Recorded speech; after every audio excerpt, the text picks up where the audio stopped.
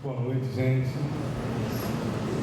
Hoje vocês podem não me conhecer, eu vou começar me apresentando. Meu nome é Flávio Serafino. Eu sou professor de Sociologia, trabalho na Fiocruz, na Escola Politécnica de Saúde Joaquim Venâncio, e estou iniciando agora meu primeiro mandato parlamentar. Sou deputado estadual pelo PSOL.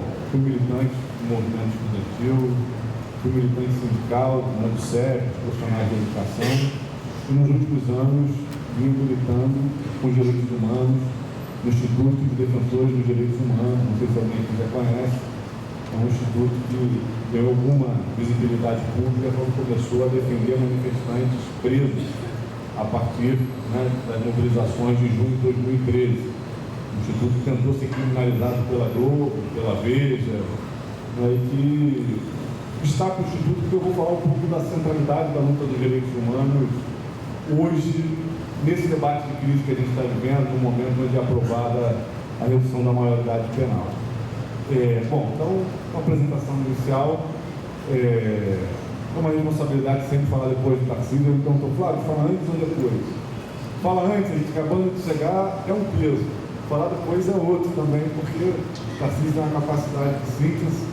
Hoje eu já estive com ele na parte da manhã, cheguei no evento quando ele estava saindo, vi de longe, achei que ele estava com um visual muito petista. Agora ouvindo convicção, de que o visual não é petista, reivindica o vermelho como simbologia histórica da luta dos socialistas.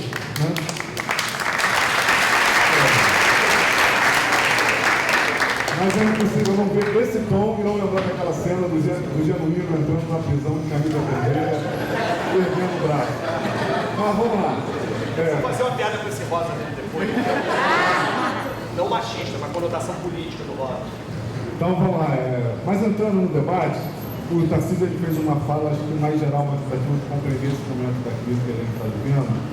Eu queria pontuar alguns elementos da crise, para a gente pensar no momento que a gente está vivendo. Primeiro eu queria falar um pouco sobre uma caracterização sobre o governo do PT. Eu sou novo, relativamente, tenho 35 anos.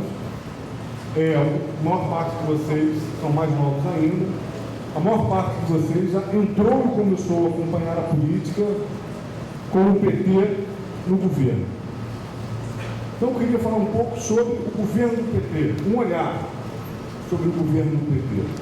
Eu me filiei ao PT no ano de 1996, quando eu tinha 16 anos. Naquele momento, o PT já não era o PT dos anos 80, um partido que tinha, na luta de massas, o seu principal ponto de atuação. Já era um partido extremamente institucionalizado, já era um partido que tinha mecanismos internos de funcionamento que sufocavam a democracia e cada vez mais o afastava de um programa comprometido com uma radicalidade maior de transformações sociais, mas era, naquele momento, um partido que representava, de forma completamente hegemônica, de forma completamente majoritária, a visão, os projetos de transformação da esquerda socialista brasileira, dos movimentos sociais, daqueles setores que se organizavam para tentar fazer da nossa sociedade uma sociedade menos desigual, mais justa, com maior valorização do trabalho, com maiores liberdades, que canalizava a luta ambiental, que canalizava a luta LGBT, que canalizava a luta pelos direitos humanos. Aquele era um momento onde a agenda econômica brasileira era a agenda de aprofundamento do modelo neoliberal.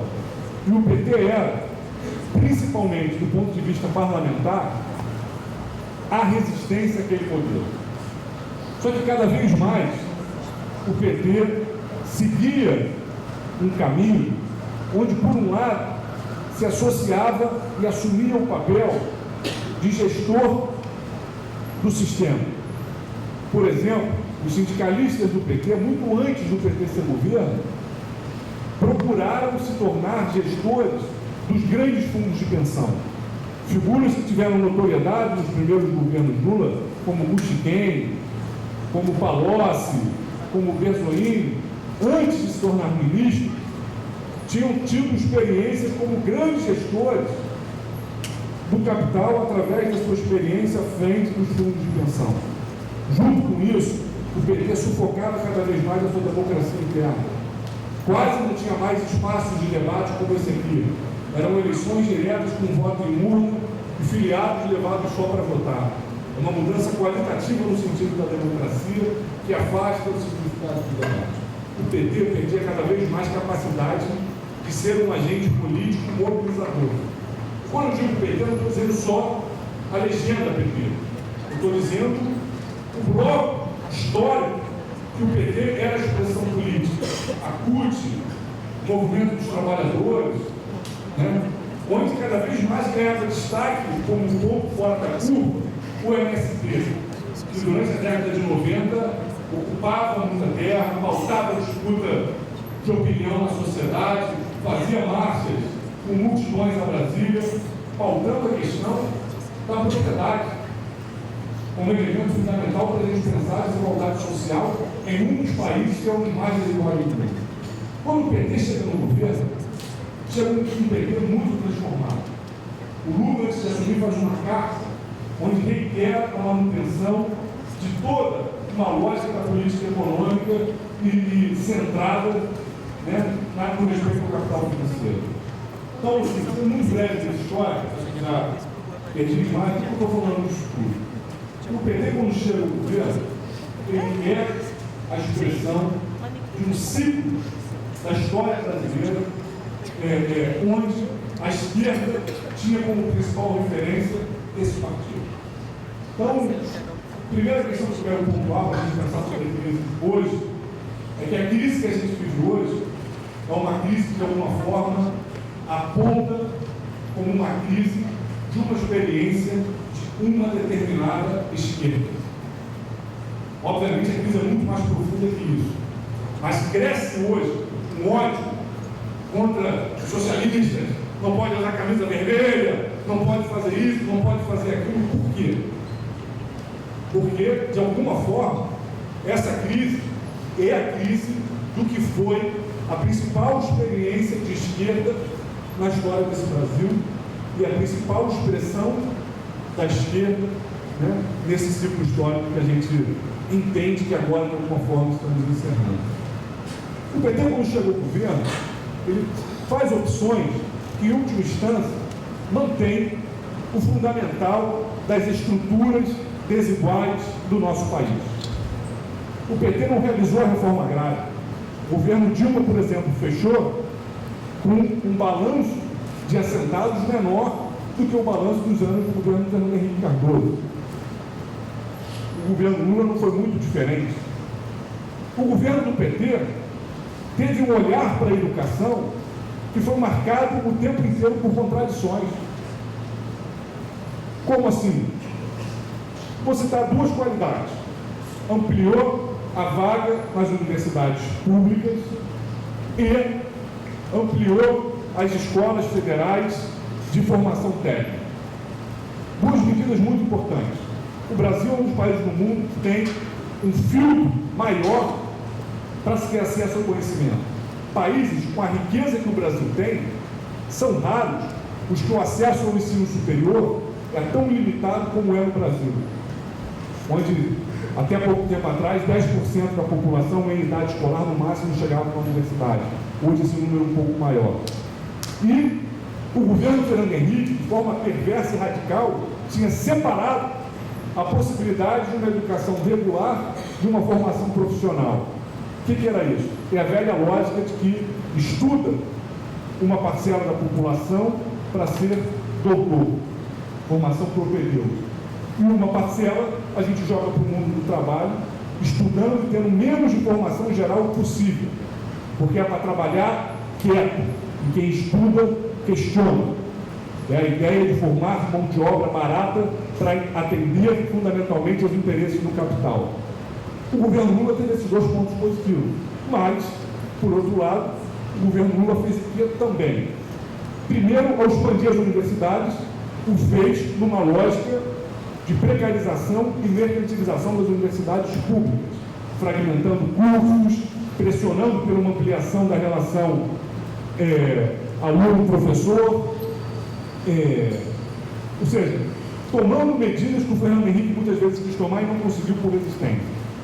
E, por outro lado, deu uma centralidade maior ainda à expansão de vagas no ensino privado, consolidando uma lógica onde cada vez mais a educação não era um direito, a educação era um serviço, onde o papel do governo foi ampliar a possibilidade de acesso ao consumo desse serviço. É melhor ampliar a educação nessa lógica do que não ampliar? É óbvio que é melhor, mas isso é uma lógica perversa, que não consolida direitos, que nos desarma a qualquer momento. As linhas de financiamento são fechadas e não tem estruturas como essa para a gente ocupar.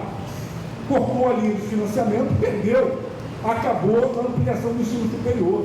E mais que isso, apostou em uma forma educacional que, ao se centrar na educação privada, sem nenhum tipo de questionamento, a linha curricular ou que se colocasse, não produziu uma contra-hegemonia, um pensamento capaz de fortalecer uma crítica social fundamental para impulsionar um processo de mudança no nosso país. Em última instância, fez da educação e dos financiamentos da educação uma grande canaleta de colocar dinheiro no bolso de grandes capitalistas da educação. Por outro lado, no ensino técnico, fez o quê? Primeiro construiu as unidades federais, depois colocou bilhões no Pronatec, que é uma formação de curso, voltando ao formato da força de trabalho formada rápida, acelerada, e sem aumento de escolaridade, sem pensamento crítico, e pior, tendo como principais gestores dessa proposta educacional os grandes braços do capital nesse país. O sistema S, SESI, SENAC, SENAC, o braço social dos grandes grupos, né, do capital no Brasil, se tornou gestor de recursos públicos para a educação. O que não só é uma proposta que precariza a formação do trabalhador, que desvaloriza esse trabalhador, como é uma proposta que permite a consolidação da hegemonia dos setores dominantes, de formar trabalhadores dóceis, acríticos. Ou seja, o PT, se ainda queria cumprir algum papel de transformação social, se desarmou, permitindo, por exemplo, no campo da educação, um modelo de desenvolvimento que ajudou a consolidar a participação do setor privado e a hegemonia dos setores dominantes. Quando a gente avalia as políticas para os meios de comunicação do PT, é a mesma coisa. Não enfrentou o debate da necessária reforma dos meios de comunicação. Tentou compor com a Globo, tentou compor com a Veja, tentou compor com a Universal, né, com a Igreja Universal e com a Rede Record, e não enfrentou o debate necessário da democracia. Se trata de quê? Se trata de poder.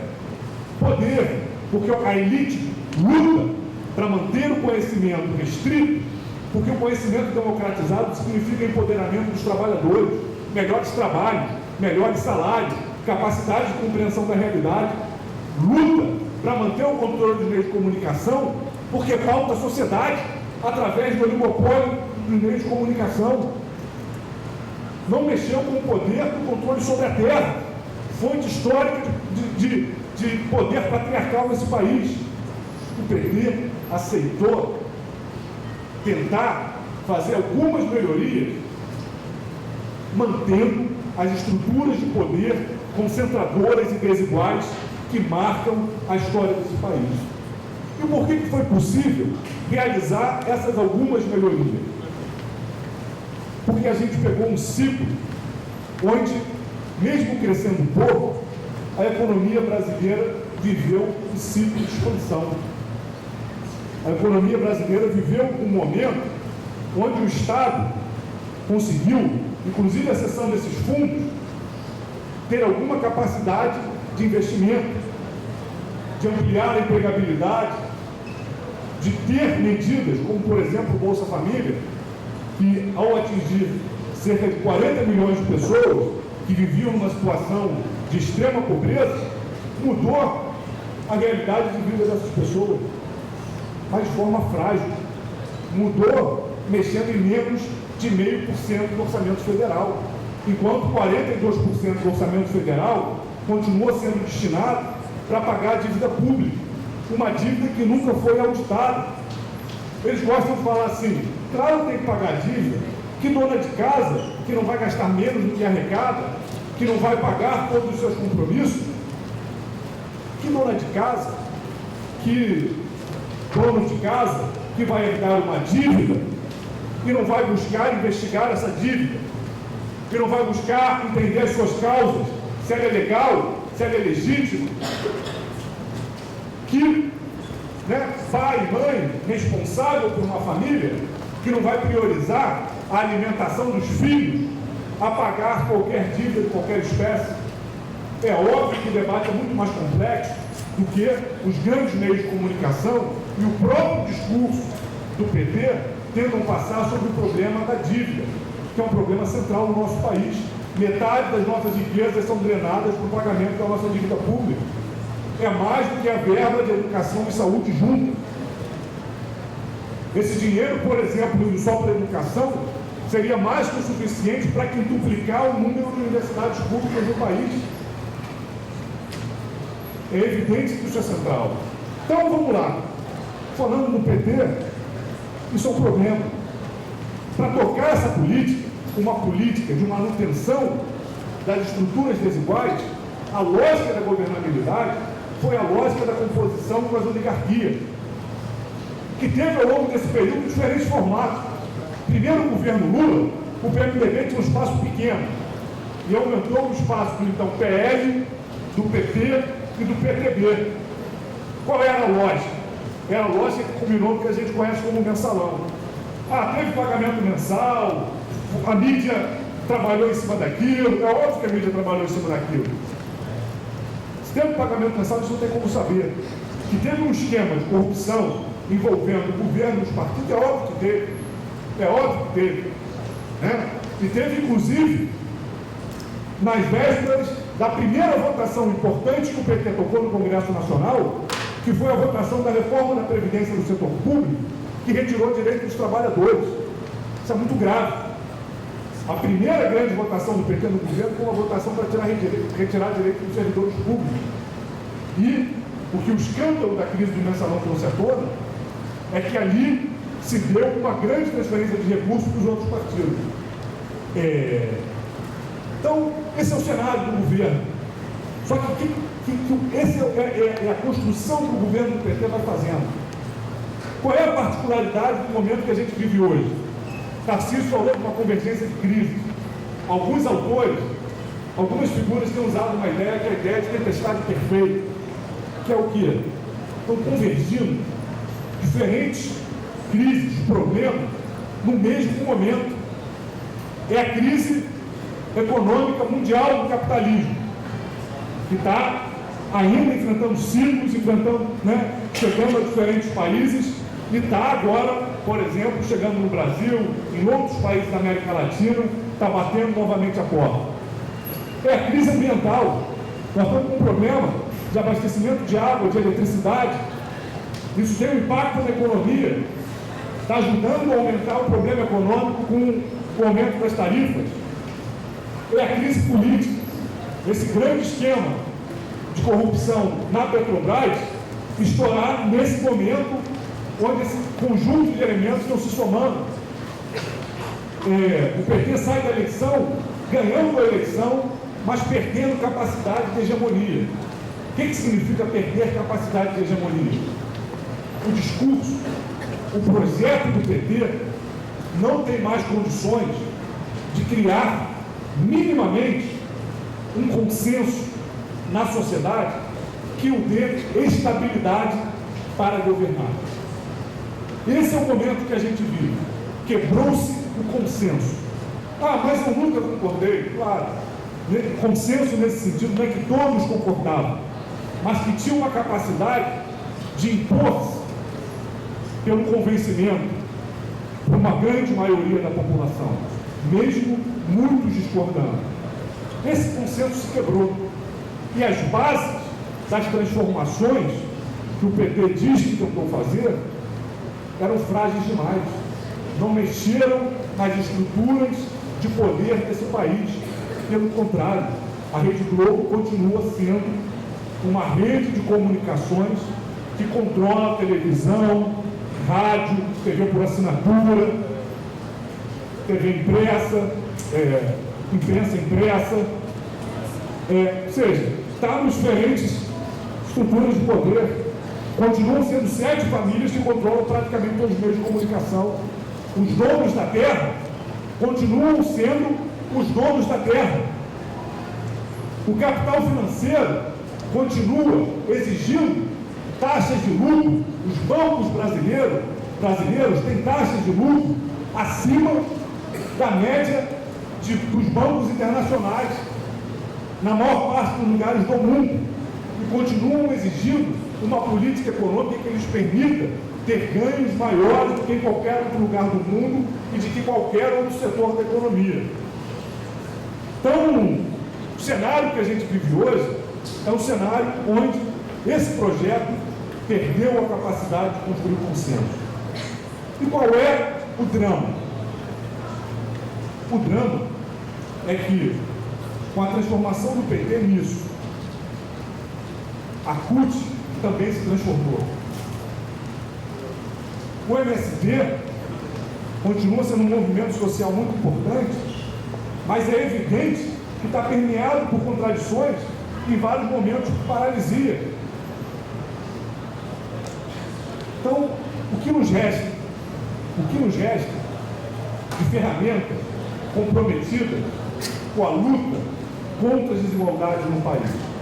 No momento de crise, onde falam em cortar o orçamento, e os primeiros cortes são nos direitos trabalhistas, são nas verbas das universidades, são nas verbas da educação, quais ferramentas nós temos para resistir, para dizer, não queremos que a crise comece cortando no andar de baixo?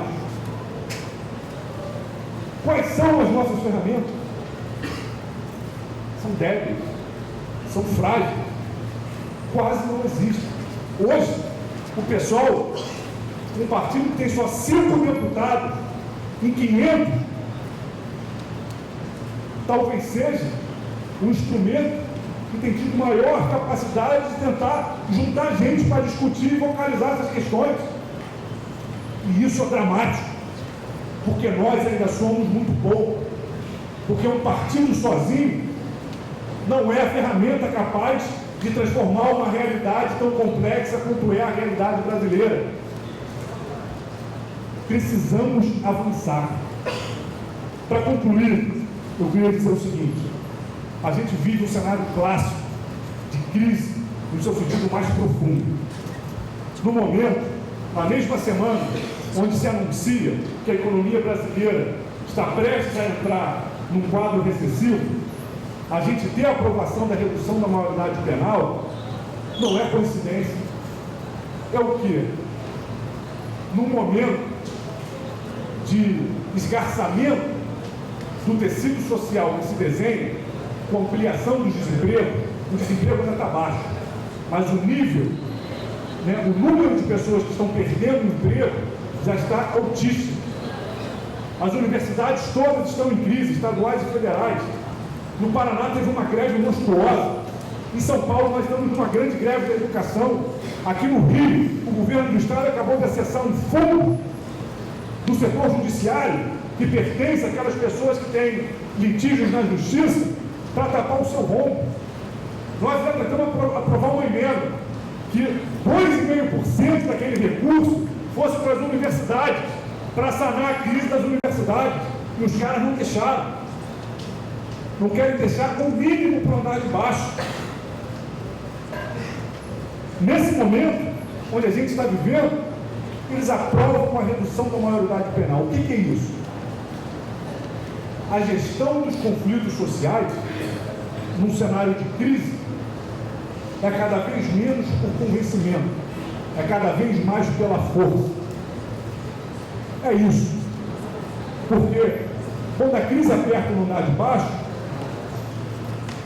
você tem uma maior conflitividade, maiores mobilizações, mais desemprego, maior conflito social. Qual é a resposta? A resposta é o endurecimento penal. Vamos tratar problemas sociais cada vez mais à luz da força do nosso sistema penal. É isso. Não existe metáfora melhor do que aquela que diz: vamos resolver o problema da nossa juventude no banco da escola ou no banco dos réus. Isso é uma pergunta real. A gente prefere que o nosso esforço público seja destinado a inibir as bases sociais da violência, da conflitividade, da desigualdade, ou perseguindo, prendendo, punindo os agentes, né, da conflitividade. Isso é uma opção real para quem quer pensar um projeto de transformação. É claro que o cara que matou alguém tem que responder a um processo e vai ser preso. É claro que o cara que ameaça o outro tem que responder a um processo. É óbvio que isso está colocado na nossa sociedade. Mas a questão é qual é o caminho para tratar a nossa crise social. Essa é a questão que está colocada. E existe hoje, para concluir mesmo, na Câmara Federal, uma direção política que tem sido capaz de reaglutinar a direita do país. Isso passa pelo Eduardo Cunha, centralmente, presidente da Câmara, que, uma vez investigado na Operação Lava Jato, não ousou em se declarar inimigo número 1 do Procurador-Geral da República, porque o investigou. Essa é a empáfia desse cara, que passa por cima do regimento da Câmara para aprovar a maioridade penal de uma hora para outra, que é o representante maior hoje daquela lógica parlamentar que coloca a faca no pescoço do Executivo para sacar vantagem. Ou seja, vivemos um momento onde o consenso se quebrou, onde os projetos de sociedade passam a aparecer com mais nitidez. Inclusive, as intolerâncias passam a brotar, alimentando o ódio daqueles setores dominantes que nunca toleraram ver os trabalhadores tendo direitos como que nós temos aqui nessa universidade.